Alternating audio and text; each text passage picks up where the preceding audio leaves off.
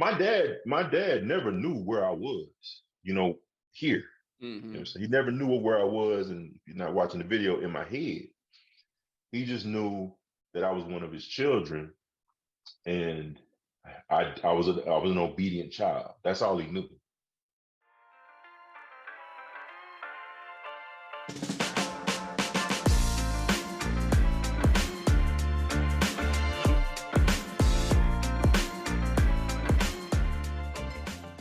Hey, what's happening, everybody? What's up? Welcome to the Kings Can Move On podcast. You're in the presence of greatness right now, man. I don't know if you can see my halo because, I see it. But hey, we got three of the best in the world that ever did it in Kansas City and Houston, man. We got Frank Rainey, Frank the Tank, a.k.a. Big Reno. What's happening? What's up, Wood? What's up, Ian? What's going on? What's good? What's up? What's up? We got a special guest with us tonight. We got a good, long-time friend with us, Big Hen. Yes. Really more like family more than a friend. When right. So long. Yes. Three of us, man, we done known each other. I think if we put all our hands and toes and feet together, I think that'll add up to how long we done all three of us have known each other, man. So it's not friends, man. We brothers. We are straight up brothers, man. Sure. Love these cats to death, man. And to afterlife. Facts. But yeah, man. Wood, how you doing, brother? I'm doing okay down here, man. Trying to stay warm. It's a little cold for us down here. I know it ain't cold for you, but it's kind of cold for us. You see, I got my stocking cap on in the house. It's cold. It's cold, yeah. I can't say El Paso out here it's not as cold. Let's just say it's not as cold, but it is cold. How long you been down there? Yeah. It's going on 10 years. 10 years. Yeah, 10 years. Is it a big difference between H-Town and El Paso? Yeah, it is, but it's a welcome difference. It's a welcome difference. It's slower. But one thing that's different is funny because CJ, a couple summers ago, it kind of explained, I try to, I said I go see my dad in El Paso. And so his friends are like, El Paso, and he said, do they ride horses and stuff? like a Western or some shit. And I'm like, nah, El Paso's got about 1 million people, and then we're right across from Juarez, which is a large, super large city in Mexico. And so it's the culture, it's a border city and it goes back and forth. And it's a growing city, but it's not as fast as Houston. It will remind to me, it kind of reminds me of Kansas City, but it's a little, a lot different, of course, culturally, but it's around the same size, similar, similar. So it's good to get back into a smaller city because Houston is a lot. It's just a lot. I mean, just to do anything, it's a lot. So, well, brother, I didn't even know when you moved out there years ago, I didn't even realize how big Texas was, man. Because I didn't realize, what is it, 12 hours between Houston and driving between Houston and El Paso? Yeah. 12 hours. Damn. Yeah. 12 hours. 12 hours. Damn. Drive to Kansas City from here and across 2-3 states. Yeah. Yep. So, that's crazy. It's far as fuck. No wonder they call it their own little country down there. Yeah, but it's cool though. Like I said, it's a good city. It's a good city for family, if you want to kind of settle down. There's not a lot of violence, even though it's right across from one of the most violent places in the world. But it's cool. It's real cool. Like I said, a lot of things, activities for kids, outdoor activities. The weather's sunny all the time. Oh man, that's beautiful. We got 1 inch of snow and can't nobody drive in it, but that's all right. You know what I'm saying? Yeah. I was gonna say that it's probably a good place to raise kids compared to Houston. Because of the style of the city. I know I was there maybe a few years ago. No, more than a few years ago, over 10 years ago for work. And when I was there, it was primarily, to me, I saw military town and then border town. And that was pretty much all I remember about the town. It's a lot. It's growing though. Like I said, Amazon just put a fulfillment center here, and I think Frito-Lay is gonna have a big fulfillment center here. There used to be a lot of factories. Warriors, Levi's was there. Yeah. So it's a burgeoning city. The thing I like about it is your money goes a long way here. Let me just say that. Mm-hmm. So the price of living is it's raising. It's getting higher, but it's compared to Houston, man. I wouldn't be able to survive. You know. Really? Okay. Yeah. Of course, the pay might be a little bit higher, but still, you know, El Paso, your money goes a long way. You can live comfortably and work decent. Well, good, man. Well, Sure. brother, we welcome you on to the Kings Can Move On podcast, where we just talk about real fathers doing real things, man. And we wanted to hit on you, just talk to you about, you know, your environment, what you grew up with, and how you grew up, and how that affect raising your kids that you have now. So, you know, we all knew each other's parents. My daddy was the jokester, the tough jokester. Jason's daddy was daddy cool, you know, that he talked to you when he talked to you his eyes closed, but he dropping so much knowledge on you and shit. So and then your daddy was MC Ren. Your daddy, we knew not to fuck with MC Ren, because coolest cat, quiet. He was quiet as kept, but you know, we thought he would have that gat on him and would blast at any given time. Dude, your dad was a true epitome of walk softly but carry a big stick. Man, I didn't remember hearing him raise his voice, but when he did speak, he didn't have to raise his voice. No. He had a presence. I say he has, because he's still with us. He has a presence that's like, okay, Mr. Cambric. Yeah, I remember being over your house, down in the basement, in the room, and those lights would go flick, flick. Yeah. And you'd be like, all right, had to go. You gotta go, man. Time to go. You gotta go. He flicked them lights on. No, I know you're having a great time, but it's time to go. Like, ain't nobody gonna be in this house when I'm asleep. Come on, y'all gotta go. Ain't nobody but family in this house when I'm asleep. No. Yes, like, that's my dad. Yeah, Caro, you know your friend gotta go now. It's late. Yeah. Real soft, but it's like right. Ain't no so question tell me, about man, it. how was your pops? How big of an influence was he with you? Okay, so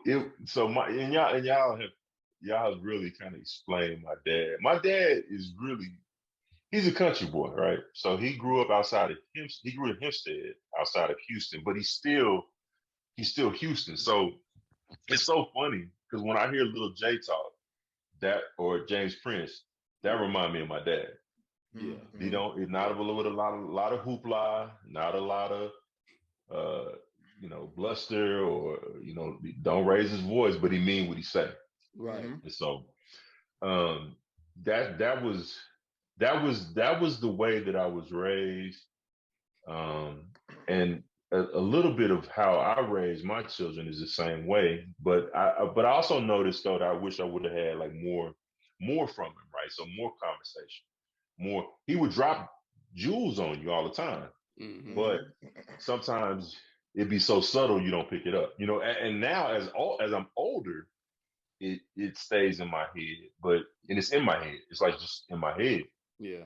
But at the time, sometimes I kind of wish I would have got a little more, because he was big on direction, right? On instruction and direction, but wasn't big on navigating through or the why. Like it's not about a why, it's about what I said, Yeah, so let me ask you to that effect. So I always envision your dad as real old school, right? Like you said, country boy and real old school, and kind of like what I say is what I say, that's how we're gonna do it, right? Yeah. So as you got older, was there ever a point in your relationship where it developed into, it was more open dialogue between you and you could really like ask and share and talk about things, or was it still kind of like, I'm dad, so this is what I'm talking about, so just go ahead, son, and shut up and listen. Yeah.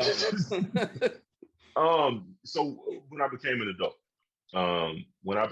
adult, it was a lot more communication and um, and more explaining. I think, of course, being married to my mom um, gave him a lot of insight on nurturing because he wasn't super nurturing. But I know my dad loved me, so I mean, I don't, you know what I'm saying, make it sound like that. Like my dad wasn't just hard and mean. He was just soft spoken, you know, soft spoken. He didn't say a whole lot either. No, he didn't say it. But he's like my granddad. So you think about that. My granddad is like double to triple what my dad is. My granddad didn't say much at all. As I remember, and he didn't play either. You know, it's like one time thing. I tell you what to do. Sometimes you be confused. You don't even know, and all of a sudden you get blah, blah. You know what I'm saying? It's like, yeah, I'm trying to. You know what I'm saying? You be confused. Like, what am I supposed to do? Please just tell me. But my dad wasn't to that extreme, like his father was. You know, a hard worker. Didn't really do a lot with the kids. But when he did come in and say something, listen, and you don't play around. You know, I never played around with my grandfather, and I never played around with my dad until I got older. When I got older, we could kind of joke about his disposition as a dad growing up. But when I was young, nah. And then, you know, teenage years and stuff like that, nah. I would probably be the craziest. No, I'll take that back. But John would be the craziest now. But during that time, I would say that I probably would stretch the boundaries as much as I could. Yeah. But when I became an adult, like one of our big things that we talk about now is sports all the time. So that will and then after I got divorced, when I moved back with him, I kind of learned to know him better. Yeah. So that was probably the biggest time that I had to kind of be able to like normally communicate with him. But he's still not, you know, a big communicator. Like I got a text from him the other day. He was like, "Hey, Caro, I love you," you know, and that's it, you know. Yeah. And I'm out, you know, and I love you too, Dad, and that was it. You know, it was like it wasn't nothing else. It was like, what about the Rockets? It was just, hey, I love you. You know. Well, when you move back home. You know, sometimes that's enough though. But yeah. But I'm gonna point out something because I'm saying all that to say that, you know, your household, my household, Reno's household, I think we had the same core values, but it was different households, right? Because you know, I would never will forget when I was at your house, you got your new car, and I asked just simply, which one, the blue bonnet? No, I think it was a Sentra. Oh, okay. The red Sentra. Got the red Sentra. And I was like, but I keep them clean though. Not 20s, but I keep them clean now. Yeah. I was like, oh, that's cool, man. How much does that cost, Mr. Cambric? And he stole on me. He hit me in my chest. He sucker punched me in my chest. Well, I'm like, and he said, boy, you don't ask no grown up about their money. I'm like, time out, bro. Like, what I do? I'm just curious. First of all, I'm not your child. That's number one. Right. I'm like, I don't know the rules over here, clearly. At my house. Evidently, you must have been mistaken. In my house, I can ask, hey, man, how much did the card cost for future reference? Yo, man, like, no, bro. He was like, grown folks are talking. Shut the fuck up here. Yeah, shut the fuck up. And he's like, pop. I was like,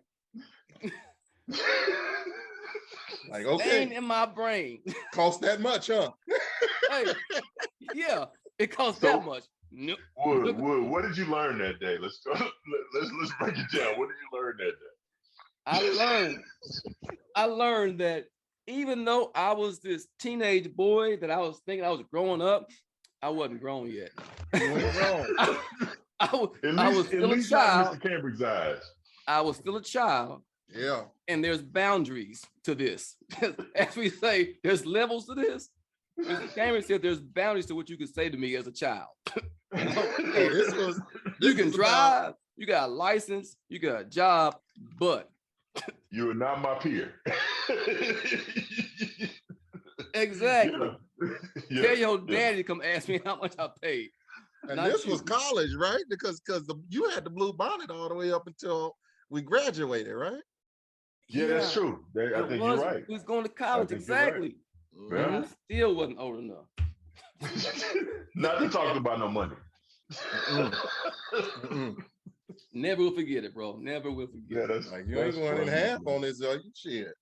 That's funny, man. No, yeah, like I said, man. Like I said, I mean, it's funny because we listen. Like I said, we listen to Jay Prince now, right? And how he talks and his mannerisms, and that's like my dad, man. It really is, man. It's a slow draw. He don't say much. He don't play too much. Like now he does, right? But back then he didn't. Back then he did not do a lot of playing. It's usually softer with the grandkids though, because they tend to get a little soft with the grandkids. Yeah. That's what I said. Now, right. I mean, not at all, but back then though. But back then though, you used to think he had 100 guys, 100 guns. So it was like, okay, start it if you want to. You forgot I'm from Texas. I didn't play with my dad. Nah. I like I said, older, grandkids, and then of course, just being an adult. So now looking back on that, and that's how you were raised, right? Right. And now you're a father, right? You're a father of 3, right? Or is it 4? Yes. 3. Yeah. 3, 1 grandbaby. Okay. So now, is there any of him in you as far as how you parent? Time out. Before you even answer that, man, I just want to make a point. Now, you the youngest out of the 3 of us, and you the only one with a grandbaby. You may continue. Oh my goodness. We're gonna get into that. Oh wow, you can go ahead. Like he needed to come in. I'm gonna let that marinate for a little bit. You go right here. Here we go. And here we go. I Papa. I totally I own it and love it actually. But that's what's up. But so yes. So what I learned in parenting at first. So when I first had CJ and he was little, I used the same tactics and the same, I guess, mannerisms and just, Dad, don't play with me. But I learned over time, and I really learned it from my wife, really, when I got married. And then raising a blended family, different parenting style is needed, right? Mm-hmm. You can't be just totally hard on your kids, or you have to really know what's going to be most effective with your kids. And so I learned over time that, that old school kind of way of thinking, like shut up, shut your mouth, grown folk talking, shut up, go in there. What I say, not as I do. Yeah, sit down, can't do nothing. Where you going? Like the whole little Bernie Mac spiel. Right. But I don't think that's the way. I understood over time that that's not the way to do it. I think you really need to have conversations with your kids, and so you can kind of get where their mind is. So like my dad never knew where I was, here. Mm-hmm. So he never knew where I was, and if you're not watching the video, in my head. He just knew that I was one of his children, and I was an obedient child. That's all he knew. So, and if he asked me to do something, I do it, or try to do it. Or, he knew that I was a little want to do what I wanted to do, independent. So he knew that I might be a little bit independent and not always do exactly what he said do as I got older. But I don't think he really knew me. He knew my behaviors, right? Because that's what we do, as managers, as parents, as anyone. When you lead other people, you understand their behaviors, but you don't necessarily understand them. Yeah. And so, yeah, I noticed that if I was going to continue to be that way, then I wouldn't know my children. And so my Would wife you? taught Lily taught me that, you need to, because the CJ used to catch whoopings for all kind of stuff, just crazy stuff, like I did, Yeah. and and you know, and in fear, being scared, being sad, all of those things, Yeah. I'm like, rub some dirt on it, get out there, let's go. What are you talking about? What do you mean you sad? What are you talking about? And I don't think that's the way that we should raise our young men now. But I didn't know that at first, right? Yeah. So that took time and effort and listening to understand that certain parts, you should fear your parents, but that shouldn't be the only relationship with your parents. Yeah. Yeah. So let me ask you this, man. So when you married Lily and you gained two beautiful kids in that family, in that marriage, what would you say you did different than what you did with CJ? Well, I think at first I tried to do the same thing. But then, it was like, what are you doing? It's like, why are you doing that? Why are you being mean? Why are you trying to? And so, it's like, well, no, you don't understand because the boys or the girls, you gotta train them right, and you gotta make sure they stay on the path, and all of this stuff, what I'm saying? All of this stuff that we learn, what I'm saying? It's like, well, what about talking to them? I don't talk to no damn kids. What are you talking about? Kids do what I say do. Right. That's quiet. Yeah. Quiet. What's the matter? You deep or something? I don't talk to no damn kids. So in my household, I didn't have a voice with my father. I did have a voice with my mom. And all my brothers have a voice with their mom. But I didn't want to do that. I didn't want my because CJ talks to Lily too. You know what I'm saying? And I didn't want my kids to have a relationship with their mother, but not have a relationship with me at all. Because number one, we just like my dad out in the household, I'm at work a lot. You know what I'm saying? So I'm trying to take care of them. So if I'm only coming in to discipline, what kind of relationship y'all gonna have? Yeah. And so those are the kind of things that I was seeing with my dad, and that, being open. Hey, maybe you don't have to do it like this. You don't have to be this, the iron-fisted father that's always disciplining out, punishment or judgment when sometimes you can just be the cool dad. Yeah. So I think I have a way better relationship with all of my kids now, from learning that over time and trying to evolve my parenting. And of course, the grandbabies, that you're always softer with them. But sometimes I do see, sometimes I feel like I see the future when it comes to boys. And when I got into coaching and stuff like that, we struggle, what I'm saying, as men and young men. And one thing my dad did teach me is that you can't have over emotional boys. They'll either get in trouble, get caught by the law, or get killed. And so it's a lot of things that we have to do as men to be able to kind of control ourselves. And so I do see things, with my grandson, that I'll come in and say something, but I won't be as overriding or overpowering as I was with them. You know what I'm saying? Yeah. So there's a softness there when it comes to your grandchild, but I don't want him to be out of control. And so they do sometimes, like, we're gonna tell Pawpaw, and he kind of straighten up. He's like, ugh, because he know when I come in, it's like, nah, you're gonna listen to your mom, and you're gonna do what I need you to do. He's 2 now, so he's not quite understanding everything, but he understands he has power, but he don't got power with me. Yeah. But you know what? I think when we think about our parents and the era that they were in, they were raised That's in. true. I think it was an era of, especially if you had like a unit, like a wife and a husband in the house. I think the dads were kind of like, mindset was, I'm going to be the disciplinarian, the stern one. Mom shows all the nurturing, the love, They handle that part of it. That's not for me to handle. I'm the hard hand. They're the soft. They're the soft hug. So that's kind of balance that they try to run. Now we've evolved, of course, right? And our kids nowadays are even more.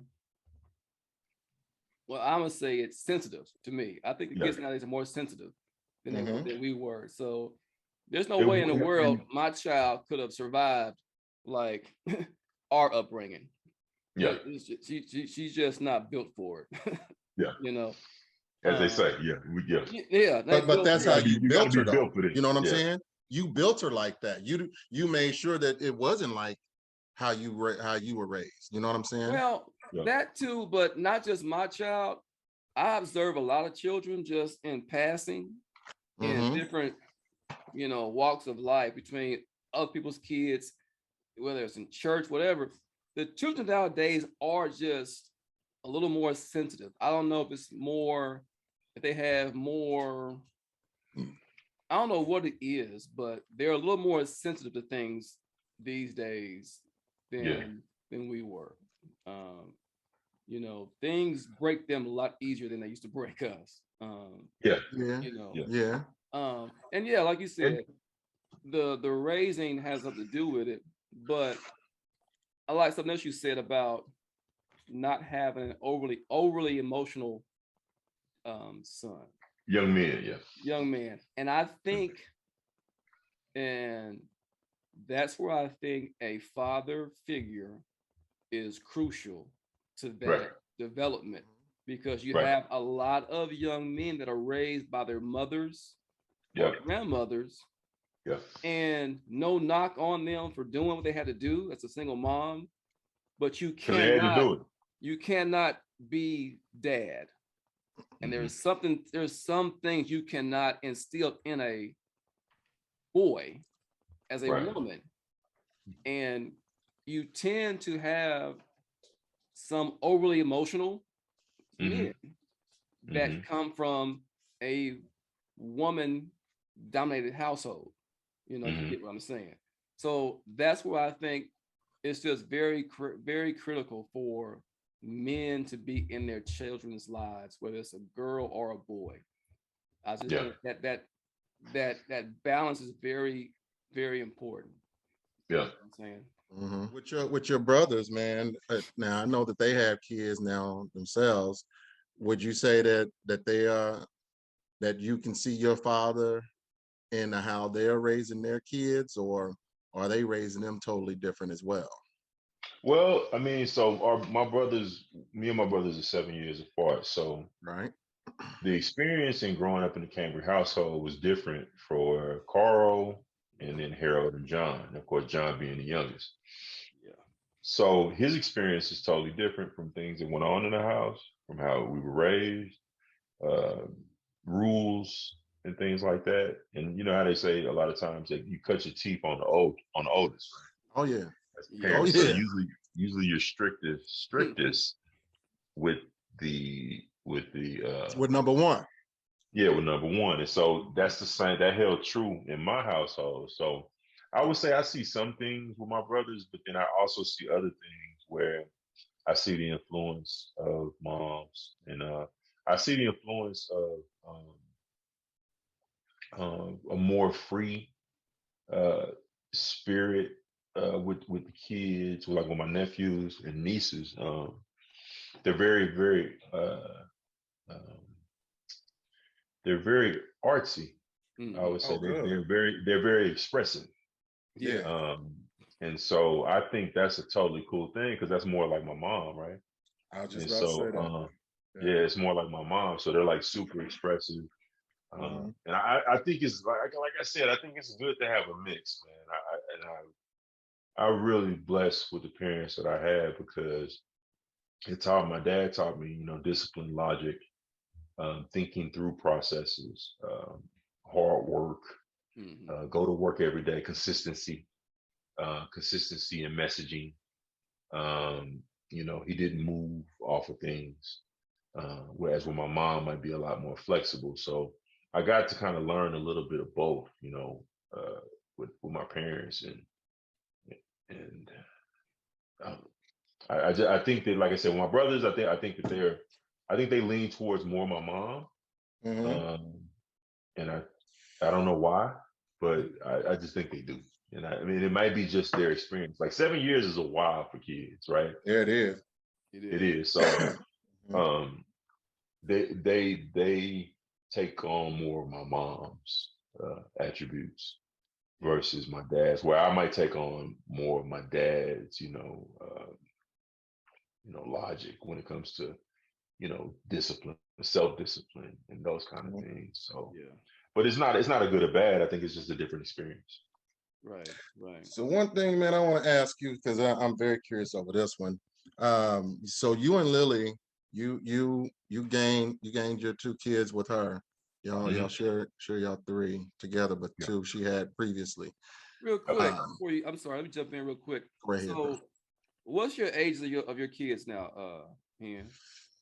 20. Oh man, you're doing like that. 22, 19, 18. Okay. 22, 19. No, yeah, 22, 19, 18. Okay. They about grown. Okay.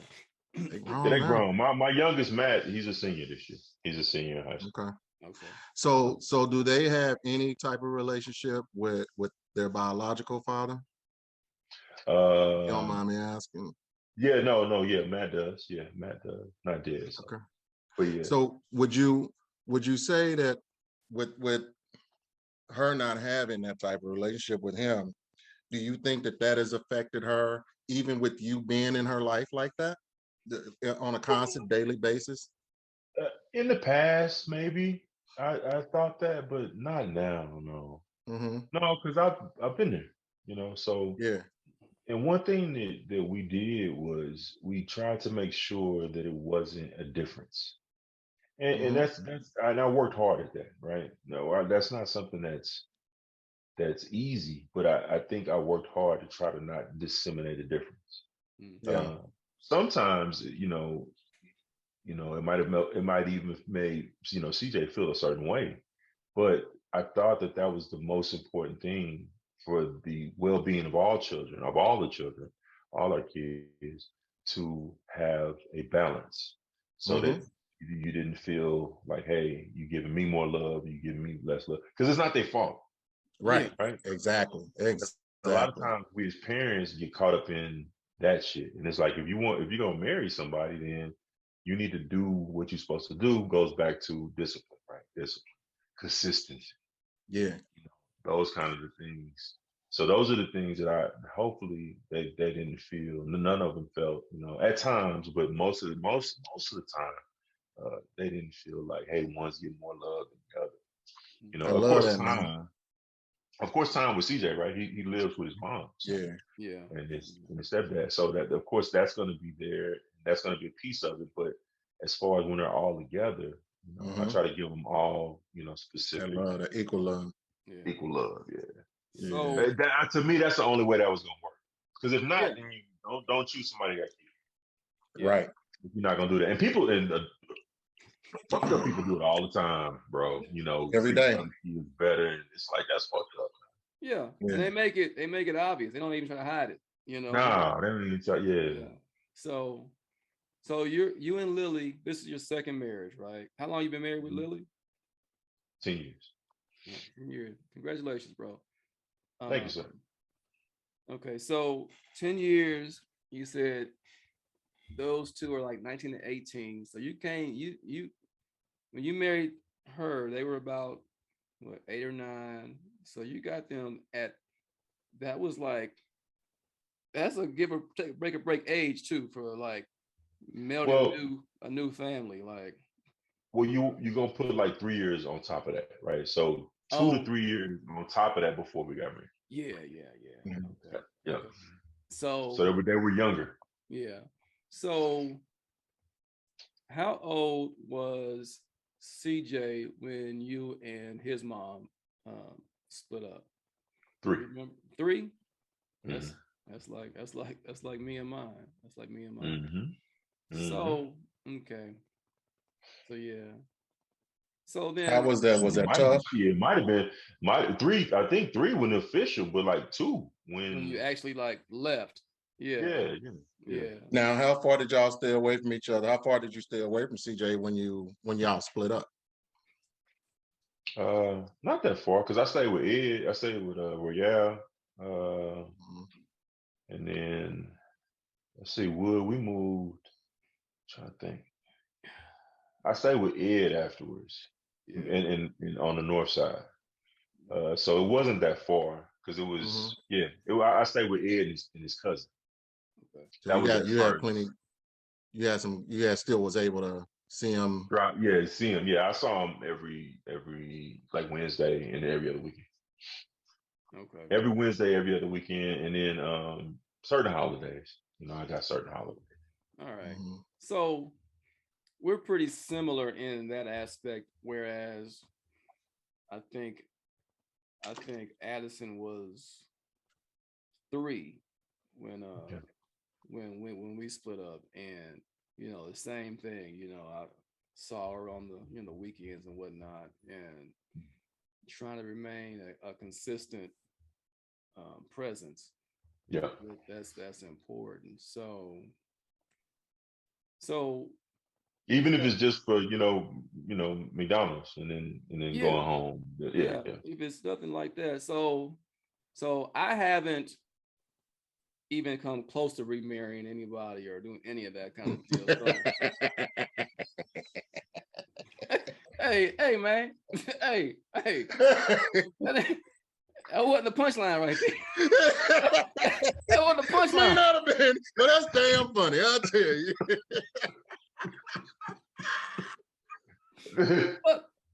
I'm just gonna shut up. Yeah. Shut up. What I was gonna say is, if you're enjoying this podcast, don't forget to subscribe and like us on YouTube, and rate and follow us on your favorite podcast platform.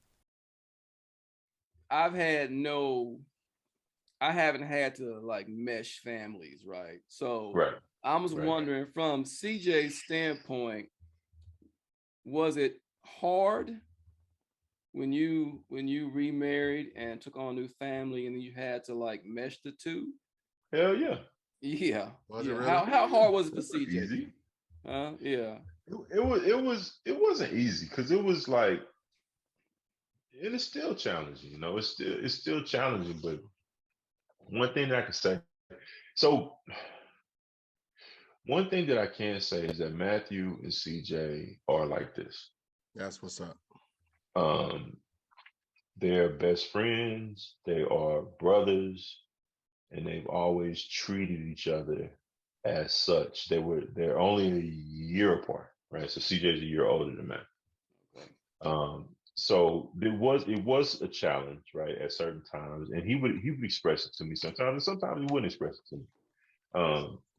As he's gotten older, so I would say, at first it was hard. It was very hard because it's like, why? Why is that going on? And I'm not a part of that. But I think as he gotten older, he started to build sometimes like even more of a bond with Matt than he did with me. They would come down there, they would run around and do stuff. They both played basketball, so they both love the game. So I coached both of them, and but I think it would be certain times, that he would kind of yearn for. But I think that was earlier. I think the earlier it was more like, why? Why are you leaving me? That was the big thing. And I just try to always explain to him, I didn't, there's no way to do that right. So all you can try to do is mitigate feelings at the time, but there's no way to do that right, because I tried to explain to him and say, hey, we still gonna see you. And CJ came every year. CJ's in El Paso. He spends the summers in El Paso. And pretty much since he was young, since I moved down here, he spent the summers here. So it just is what it is, though. You can't and like we were texting about decisions, right? And not being able to have enough wisdom to understand what's going to happen when you make decisions. And so I think that's the biggest lesson that I learned, and just trying to kind of, coach and let them know it's gonna be okay all the way through. But it's still the feeling's still there. I mean, I think I did the best I could, but I think I still fell short too. Let So me ask you this though, man. So do you or actually, did you and your ex, did y'all ever have any friction when it came to getting CJ, having, at the spending beginning, time with him? at the beginning, How um, did you handle that? um, I would say at the beginning when he was little, probably didn't handle it the best. But it was never. So one thing is similar to is that even though even though there probably wanted to be some friction, she probably wanted to have some friction there.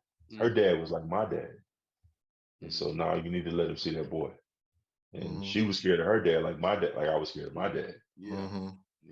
So anytime that she might want to be kind of fly, he would come in and say, "Hey, no, that's not how you do that."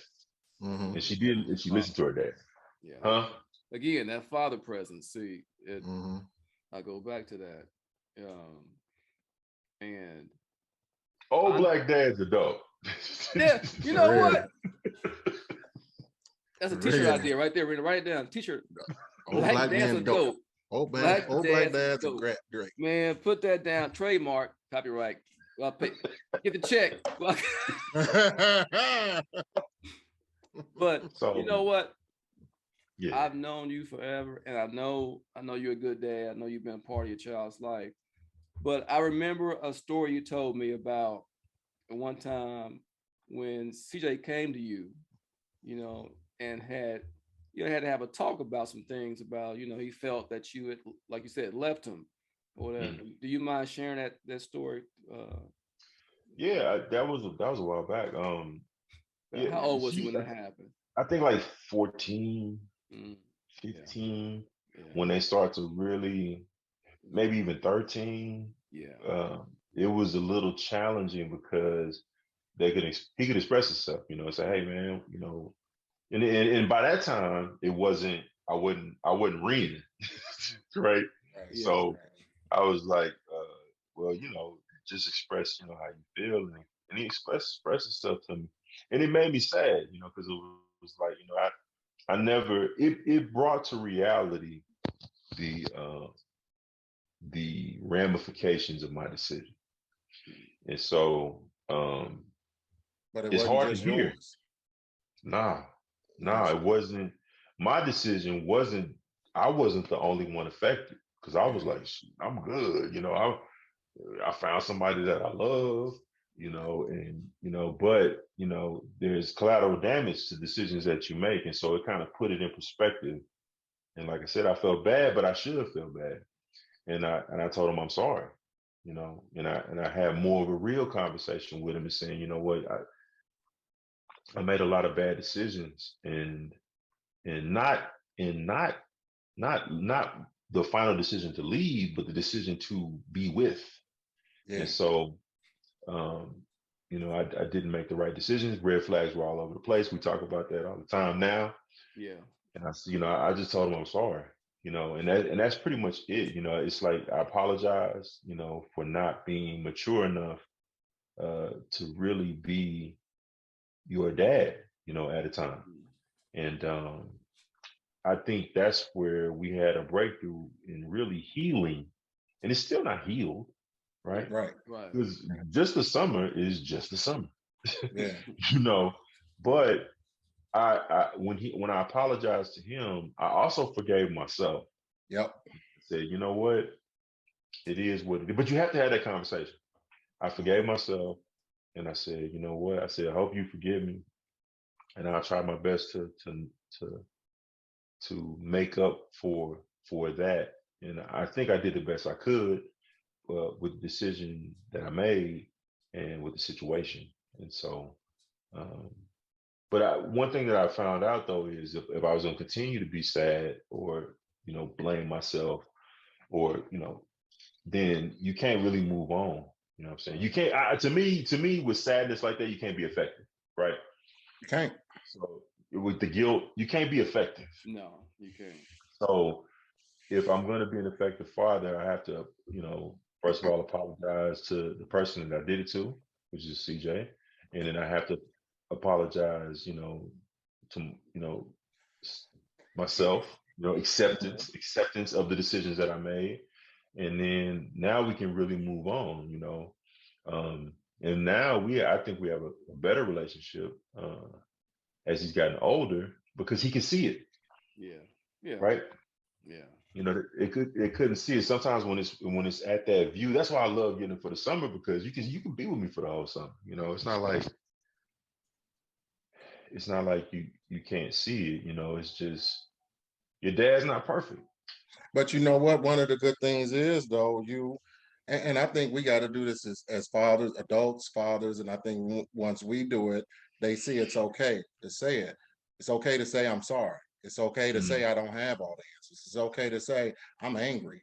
It's okay to yeah. say that you're angry, and Hmm. we don't have to be it. We don't have to be like this when Right. one of us is angry. We can say what we got to say, and then we come and talk to it and talk about it, and come to a common goal, or get some type of understanding to where we're still going to be Right. in that child's life. I can remember a time when me and Little Reno got into a big ass fight, Hmm. and it was when he was 15, about 14 to 15, because we had just moved out here in Lee Summit. Those teenage We had years, it, man. So huh? teenage years. You know, Yeah, Yeah. yeah, those teenage yeah. We years. were. I can't even tell you what it was about, but he acted like he was gonna jump up out the chair. I was like, boy, go, Yeah. please do it. Like Yeah. Pinky said, do it again, do it again. I was like that, but and it caused it was something that his mom had said, and he came over here kind of sideways and shit. So after that had happened, it was almost a year that I didn't see him again. Malcolm would come over, but every Hmm. time I asked Little Reno, like, "Hey, you coming over?" No, I'm gonna hang out with my friends. So it could have been a little bit of the argument that we had. It could have been a little bit of the fact that at that age, you are really trying to hang out with your boys and not really Yeah. trying to fuck with your mom and daddy at that Yeah. point. Yeah. But I feel like even at that point, if I would have, that's all a part of growth, because I didn't come to him and apologize to him at that time, because Mhm. even though he came kind of to the left to me, he went left. I made that U-turn and made that left right along with his ass. And Hmm. I beat him in that left. You know what I'm saying? Hmm. So Yeah. Hmm. it was something that when I got older, I even had to say, you know what, son, I'm sorry. It's when he had his house. I'm like, Hmm. son, there were some times where I wasn't the best daddy that I could have been to you. Hmm. Whether that been me and your mama arguing all the fucking time, she keeping them from me, or keeping y'all from me. Then the times that she wasn't, I'm trying to get y'all, you wasn't coming over. Just I just had to tell him, I'm sorry for that, man. I'm truly sorry. As a man, I want to tell you, I'm sorry. I love you. I love you, and I'm sorry. And it was like, I love you. These, and to be honest with you, Lil Reno was so laid back. He's like, Dad, I didn't even think about it. So, but yeah, so yeah, man, it's No, what's up. I think dialogue is important. I Yeah. think that communication is key. Like you said, just simply saying I'm sorry, I love you. Mm. Um, like you were saying, even your dad sending you a text saying, "Hey, I love you." You Hmm. know, I Yeah. mean,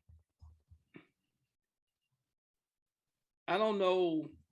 It's something about men and communicating with men, you know, Hmm. and we struggle at times. You Mm-hmm. Right. know, Right. we struggle to open up Right. and communicate with each other and just be real about issues that we're having with each other, and at least so many problems that we can resolve if we learn to actually authentically communicate with each other.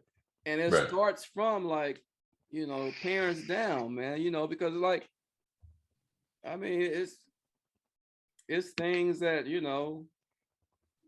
I'm sure my dad hasn't told me, or I haven't told him, or vice versa, just because there wasn't just that kind of.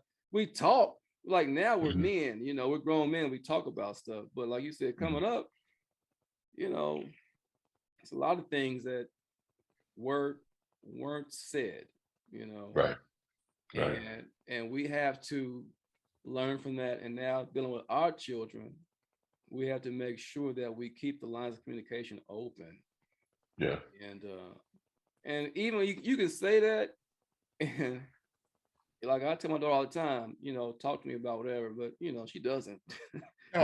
They still gotta, come talk to you. Like you tell them, hey, you can really talk to me about anything. Yeah, okay. And they don't. Right. Yeah. But did we? We didn't either. So that's one thing I'm accepting that I didn't go and talk to my mom and dad about everything that was going on in my life. Right. Everything. Matter of fact, Caro, I think you should really call your mom and daddy after this video and let them know that that time that most of the time when we were supposed to be going to look for a job, we was going to a swimming pool. I think you should tell them that. I'm just saying.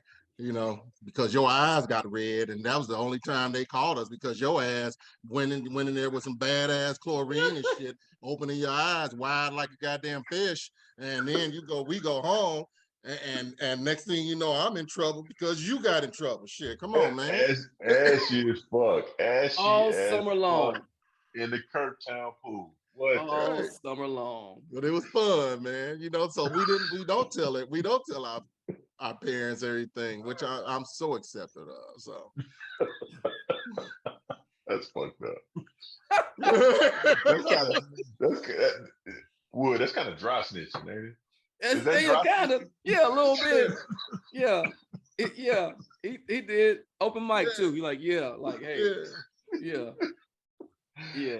Oh shit, those summers, man. That great time. All the time that we. Oh, I finally told him the truth about. I'm thinking the statute of limitations. The whole situation that happened at JCPenney. What we do at JCPenney? At LU? Yeah. When you what we gonna do? Steal some shit? No. Okay. Recap. Caro was working at JCPenney. Mm-hmm. You remember Theron, Rob's cousin. Theron was working at Sam Goody. Theron was boosting out of the mall in Jeff City. It started, like you said, Sam Goody boosting a few CDs. Yeah. Mm-hmm. Then he got to JCPenney, and he would go to the dressing room, put on some shorts, put his stuff back on, and walk out. And somehow he talked Caro into working with him. Yeah. Because no, you leaving out something good. Because remember, we tested it though, right? We tested it at the Buckle. We tested it at the Buckle with some Jabos. I remember. And we took them out and we made it out. And I was like, oh yeah. Yeah, we some motherfucking boosters. That's what we do. We was fly too. We up at school, fly new gear. We stealing. Ain't got no money. We got brand new Jabos, brand new Guess. He wanted to walk around like Trent did with Jabos and Jabos on. Two pair of Jabos jeans. Yeah, two pair of Jabos on. Yeah. We boosting, baby. That's what we do. We boosting. You know what I'm saying? And then you had Kwame and Byron and they Guess gear. And we was like, yeah, get some Guess, get some Jabos, Tommy Hilfiger. Damn. So we had the whole situation at JCPenney. And I told them this now by now, but so they know now. But he came in, Theron came in, he was like, I'm calling you, man. When I come up there, man, what we're gonna do is, and my dumb ass like, what we gonna do? He was like, yeah, so what we're gonna do is I'm gonna buy something, because I'm gonna buy a shirt. But then I'm gonna get some other stuff. We just, you just run it over the register. And I'm like, And so he was like, yeah, we're gonna be good, man, because I gave you them CDs. Remember, you had all this. And I was like, yeah, you did give me the CD. And so he came in, I seen him, but I act like I didn't know him, right? And so he walked through everything and came through my little line, and I rung up the shirt, and then I didn't, it was probably like about 4 or 5 items, but I just rang up the shirt, maybe like a sock or something out of it. And so he left. And so I was like, okay, cool. So I went back to go fold, winter sweaters, because that's what we were doing.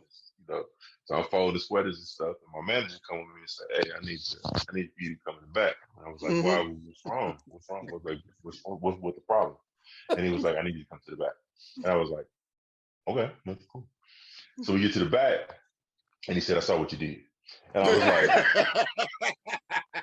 was like, "What you mean? What you mean? You saw what I saw what you did?"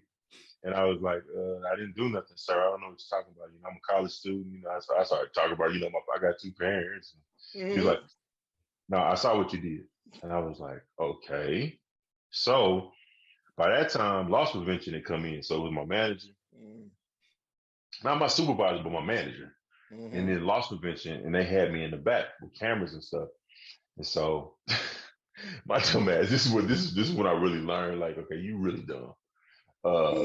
But the cameras go all the way. The cameras are directly over the register, so they can see every transaction, every little thing, almost like what you see at Walmart now. But what Walmart kind of shows you. But that was all of the cameras above. So I was just like, damn, And so the cop came. He said, "We're calling the police." And I was like, "Shit, damn!" Man. So the cop came and handcuffed me. And walked out, walked me out the mall. So all my little friends and stuff that I was working with, they was like, "Oh damn, it's messed up," And so I walked out, and once we got outside the mall, he uncuffed me, and I was like, "Oh, okay, that's different. I'm not going to jail." He's like, "No, it's less than $100. No, it's just shoplifting. You got to go to court." And I was like, "Oh." But you gonna handcuff me in front of all my homeboys? Yeah, that's what I'm saying. You know what I'm saying? So it's like, oh man, that's messed up. So then I had to go to court, and I don't even know what kind of lie I made up, and I'm pretty sure that my parents knew that I was in the wrong because it sounded weird. The story sounded weird. You know how you hear stories from your kids now? You like, what? That don't sound right. That's bullshit. But they went along with it. They got me a lawyer and stuff, and I got I got out of it. But a lawyer and stuff. But it was crazy because it was just crazy because I'd never done that before. You know what I'm saying? And being away from home, I never did that in Kansas City. You know what I'm saying? So it was like, why would I? But I was influenced, you know what I'm saying? I was influenced by Theron. Theron had the little car, he had the little chain, little gold herringbone chain. I'm like, yeah, man. He had a little Cadillac car, a little mini Cadillac, whatever that was. Yeah, a little mini Cimarron or something like that. Yeah, the Cimarron or something like that. So looked like goddamn Chevy Cavalier and stuff. It was like Cadillac. Yeah, but it had a Cadillac symbol on it. But so it's like, it's just funny, man. That's funny. That's a funny one. That is a funny. We got some crazy ones though too. The way that we quit Bodie's was fucked up too. That was. I just talked to somebody about that, man. Reno Sane. Those best days of my motherfucking life, man. Fuck them, man. Lost it. If I saw their ass today, I'd still say fuck them. How they treated us as kids, man. They didn't have to do us like that. So that's so funny. I don't feel bad all these years later, dog. That is so funny. That's funny, man. That is so funny. Hey, but on that note, man, it's been a great podcast, and it's went a little bit longer than what we normally do because it's a good one. Disclaimer: we're not saying go steal shit. That's not what When we say kids can move on, don't steal. We did that. Yeah. We moved on. We got better. And we're moving on. And we didn't get better in stealing. Right. We didn't get better in stealing. We just got smarter and said, let's use our minds for other shit instead of using it for that dumb shit. We got and that's lucky. all you got to do. We got lucky and learn not to do it again. But that was bad. Plenty of dumb shit done in our past. Trust. But with that being said, though, our kids can't speak to us because we've done dumb shit. Yeah. Right. Like I've never known any dumb shit that my dad did. Right. That's so. To me, we talk about the communication. Right. It's important that we tell these stories. You're right. It is. Now, not to influence, shared some stuff with me. He has shared some shit he's done, and he didn't have to share because I would hear from my uncles, from my aunt. Somebody's gonna tell it. Boy, your dad, blah blah blah blah blah. Like, oh really? Right. You know, and he would share. But it's things that we can definitely benefit from sharing with our children. Right. Like dumb shit. Yeah. You gotta do some dumb shit too. Trust me, we're gonna do some dumb shit. Yeah. So, but we just love them. We love them, man. We want to keep on loving them, keep on supporting them. Yeah. We want to make sure that if they in a situation, don't take the route that we took. Let me give you this advice on what you can do, and you can do better than what I did. And that's all we trying to do, man. I'm definitely not out here trying to scold a 20 whatever year old or late teenager. Because I just want to tell them, hey man, I know where you at. I know where you've been. I know where you're about to go. Here's some things that I can just put on your brain where it can be different. Whether it be with school, whether it be with career, whether it be with kids, whether it be with baby mamas. Whatever, man. We just here to talk to y'all fellas. And we want to get ladies, see what they think too. Because I think one of the biggest things with all of us is we both had mothers and fathers that was present in our lives. And now we all got kids whose mothers and fathers are present in their lives. So that's the big thing, man. I didn't get along with my first one. And I still every time I could get a chance, I would go and see my kids. So you got to do it. It's important. You got to be present. Yeah, definitely. Yeah, but listen here, Hen. We sure appreciate you coming on the podcast. Yeah. Oh man, I think it was a great conversation. Yeah. I'm sure we'll have you on again because we didn't get into half stuff I wanted to really get into. But right, but listen. We appreciate it, and I think our time is up, man. Yeah. No, man. Good, man. It's good to talk to y'all, man. Like I said, this is like I told y'all last week. I'm really proud of you guys doing something positive in a creative space. I did it for so long, and it wasn't necessarily always positive, but it was creative, and so I understand this grind.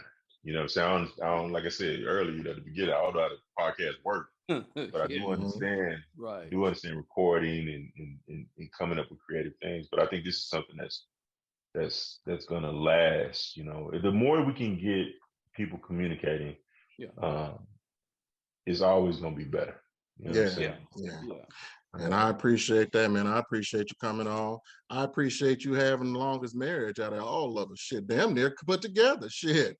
Hey, tell Lily. Hey, do me a favor. You tell Lily I said this. Let's just say she got a special spot in heaven dealing with my dumb ass. That's what you gotta find. You better find it and keep it. Wrap it up tight. I'm sorry, shit, baby. I love you. I know I'm dumb. I know I do some stupid shit. But she remind me every day, so that's cool. How dumb I am. They do that. They do that. Yeah. Is you dumb? Are you stupid? Yeah, but no, that's cool. We're gonna sign out, fellas. That's the end of the podcast. If you do like it, of course, we ask you to subscribe and like below, and we sure appreciate you. Peace out. Peace.